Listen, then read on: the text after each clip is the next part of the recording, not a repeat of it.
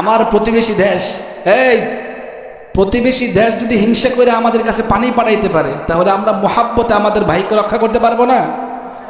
ইনশাআল্লাহ আগামী প্রজন্মে এই ফারাক্কা বাঁধের উপর অপোজিটে আরেকটা বাঁধ এই বাংলার জমিনে বাংলার মুমিন মুসলমানরা আবার তৈরি করবে।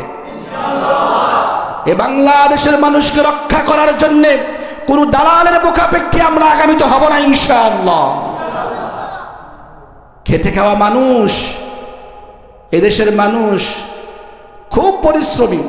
আমরা যদি কাঁধে কাঁধ মিলাই, তাহলে হিন্দুত্ববাদের গোলামি আমাদের আর কোনোদিন করা লাগবে না। দেখেন, তারা হিংসা করে আমার দেশের মানুষগুলো ডুবায় মারতেছে। আপনার ঘর বাড়ি আপনার কাছে প্রিয়, আর তাদের ঘর বাড়ি পানির নিচে তলায় যেতেছে। স্বচক্ষে না দেখলে আপনি বিশ্বাস করতে পারবেন না। গতবার যে আমি সুনামগঞ্জে গিয়েছিলাম, আমাদের ট্রলার যাচ্ছে, দূর থেকে এক ভাই বলতেছে, ভাই ট্রলারটা একটু আস্তে নেন, এই ভিটা ছাড়া এই আল্লাহর জমিনে আমার আর কোনো কি নাই, সম্পদ নাই। আপনার এই ট্রলারের ঢেউয়ের আঘাতে আঘাতে আমার ভারী ভেঙে নিয়ে যাচ্ছে।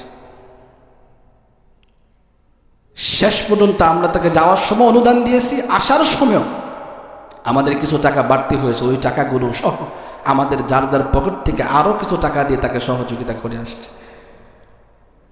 স্বচক্ষে না দেখলে, তাদের বিপদ আপদ না দেখলে আপনি কি বুঝবেন না? হাসরের ময়দানে আল্লাহ আপনাকে প্রশ্ন করবেন যে আমি তো ক্ষুধার্ত ছিলাম, তুমি কেন আমাকে খাওয়াইলা না? তখন বান্দা বলবে যে আল্লাহ, আপনি তো বেনিয়াজ, মুখাপেক্ষী, আপনার তো ক্ষুধা লাগে না। তা আল্লাহ বলবে, তোমার পাশের বাড়ি ভাই, তোমার মুমিন ভাই না খেয়ে মরছে, তুমি তারে খাওয়াইলে আমারে পাইতা, তারে খাওয়াইলে আমারে পাইতা।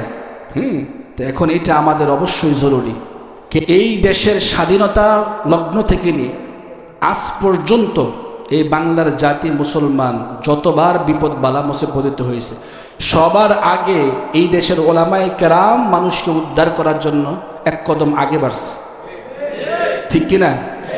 সব সময় ওলামায়ে কেরাম সবার আগে। আমাদের শাইখ আহমদুল্লাহ সাহেব আস-সুন্নাহ ফাউন্ডেশন থেকে 5 কোটি টাকা অনুদান দেওয়ার কি করছে, এরাদা করছে। এতে আপনারা খুশি না? বাংলাদেশের কোন প্রতিষ্ঠান 5 কোটি টাকা দেওয়ার এরাদা করে?